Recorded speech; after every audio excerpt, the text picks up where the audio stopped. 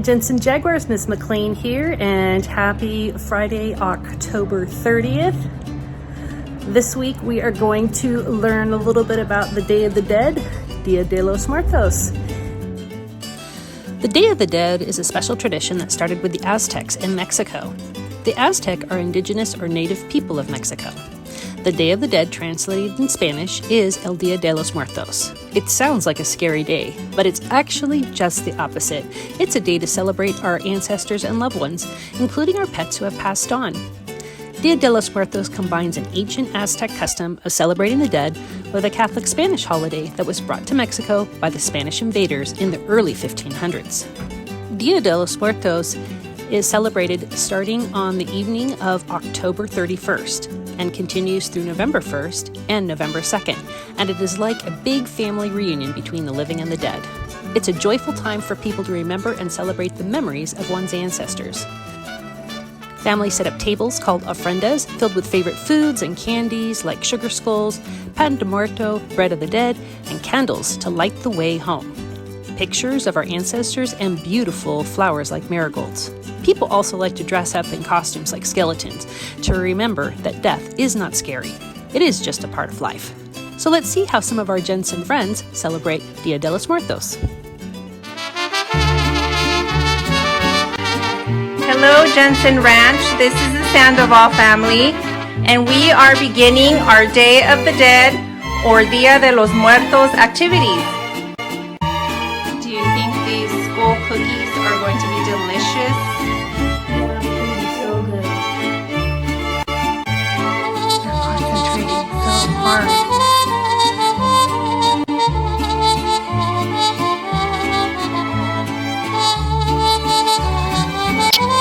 Another fun thing to do is to color Dia de los Muertos coloring sheets and use a lot of fun colors.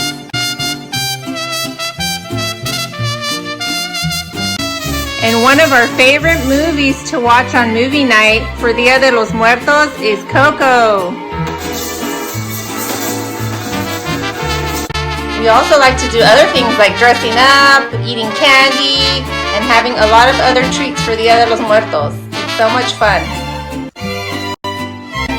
We love holding paper flowers.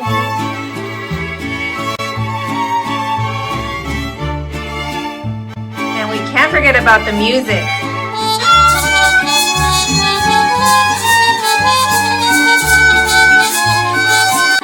Feliz Dia de los Muertos! Hi, Jensen Jaguar! Today, we are going to be showing you how to make an ofrenda. An ofrenda is a Spanish historic culture. And it's the day to remember the people who passed away, and they're going to be right here with us the whole way, but you might not see them. And we did a Jensen rancide with a skeleton to remember them. It's a head, not a whole body, and don't be scared, guys. It's not real, and it's just a paper plate. We're going to show you how to decorate with some festive flowers. Please join us to decorate. So we've got these little candles that we're going to put in our ofrenda. So you get, and if you have these little skeleton heads right here that are made of plastic or metal, like moving metal, and there's a little hole right here that you can put the lights in. And guys, remember to light them up or else they won't light up. And we are going to be putting these traditional flowers too. They're made out of paper. Put that in. Foundation. Yes. So now my assistant is going to dim the lights and turn them all the way off for you guys, for us to show the lights and everything. It's going to be really good. I hope you join us to do it, and I hope you try it yourself. Bye! We hope you enjoyed learning a little bit more about Dia de los Muertos, and hopefully you had a chance this week to do some of the activities that were shared in the roundup last week with your parents, as well as set up on this table here at school. Hey Jensen Jaguars, happy Friday. We're here to do the Pledge of Allegiance, and today helping us we have Niara Stevenson, 5th grader at Jensen Ranch. Take it away, Niara. Okay, so I would like it if you could please stand, take your hats and hoodies off, Put your right hand over heart, and you may now salute. I pledge allegiance to the flag of the United States of America and to the republic for which it stands, one nation, under God, indivisible, with liberty and justice for all. You may now be seated.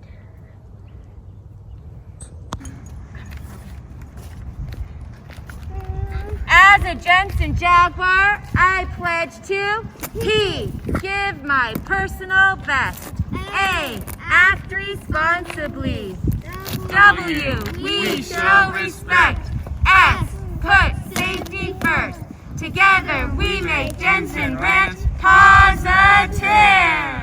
And make sure you make it a positive day. Bye-bye, guys.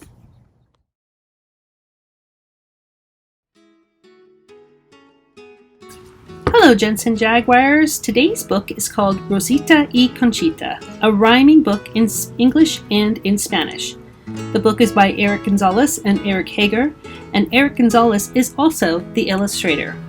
Rosita y Conchita. It is the Day of the Dead, the 2nd of November, when our loved ones who've passed, we celebrate and remember. The spirits try with all their might to visit the living for just one night. In the town of Pueblo City lives a girl named Conchita. She comes to prepare an altar for her twin sister, Rosita. Together they used to laugh and play until one day little Rosita passed away. So Conchita makes an altar for her sister so she can show her how much she missed her.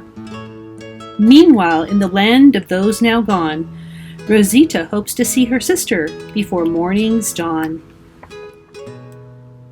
The celebrations have begun as people prepare and strive to greet their loved ones on the other side. But little Rosita doesn't smile or even dare to grin. She's too worried that her sister may have forgotten her lost little twin. Conchita has not forgotten her sister. In fact, she remembers well. She's prepared her sister's favorite food to entice her with the smell. Rosita notices something in the air carried on the breeze.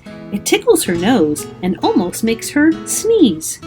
She knows the smell. It's her sister's own recipe. Chocolate chip enchiladas, and they can only be for me. She follows the smell around the corner and up the street, chasing it just as fast as she can move her feet.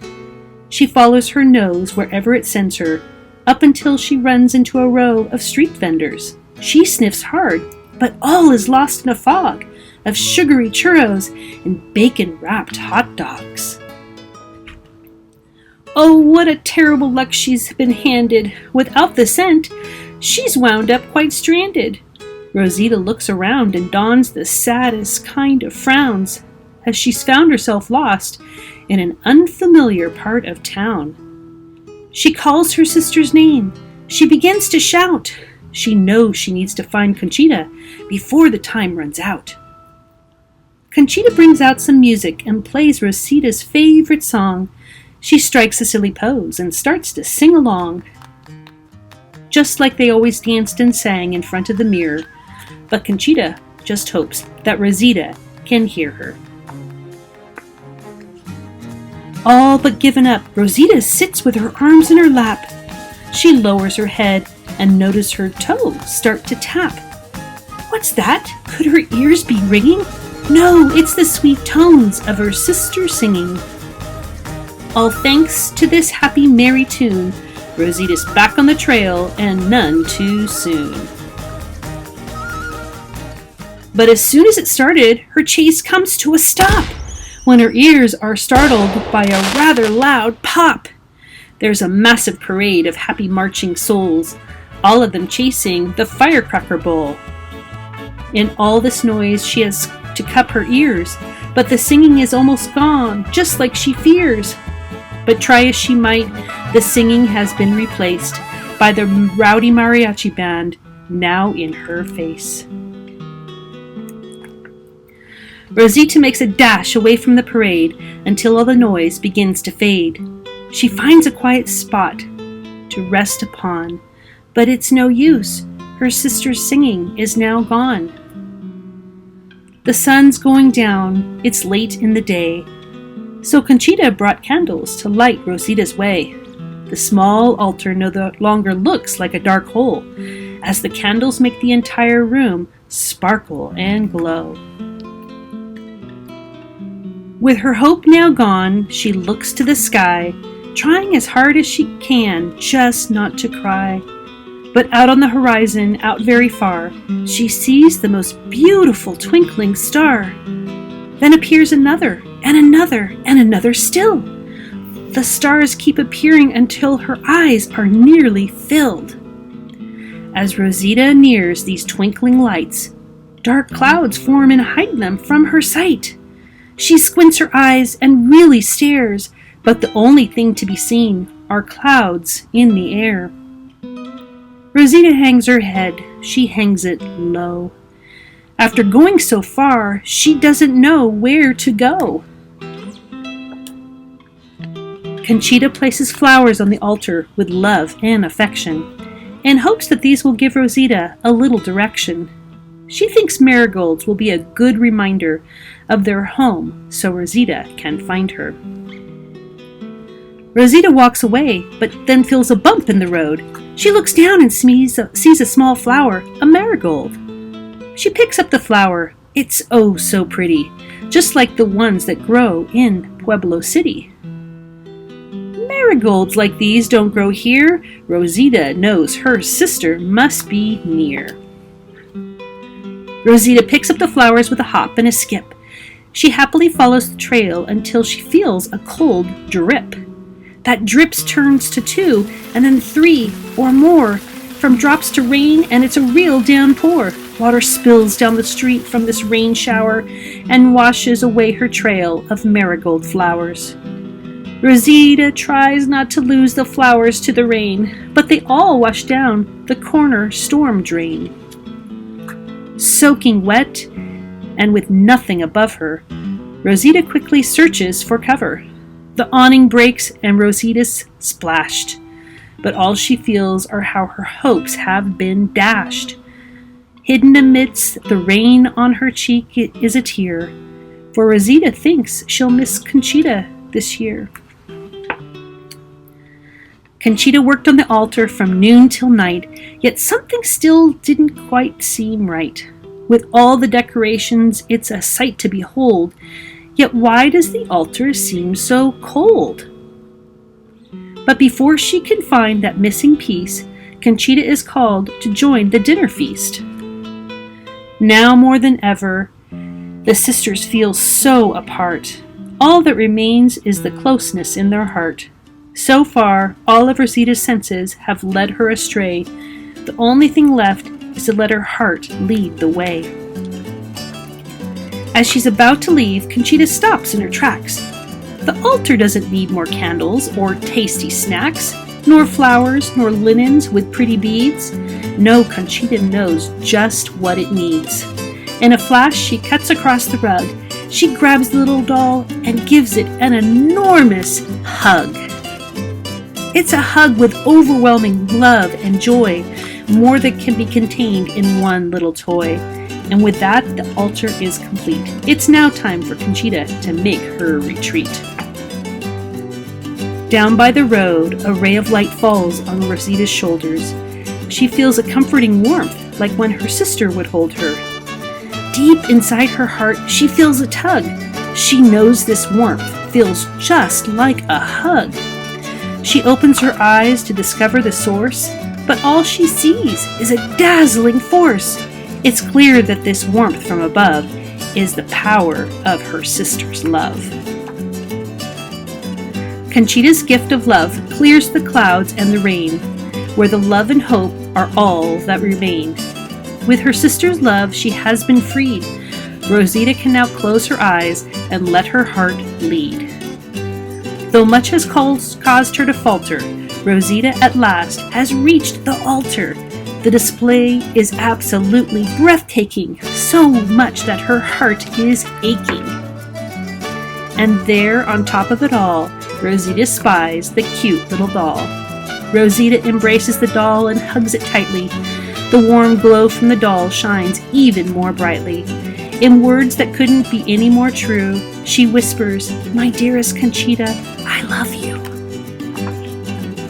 Conchita feels a warmth surround her that can banish any chill. I love you too, Rosita, and I always will. The end.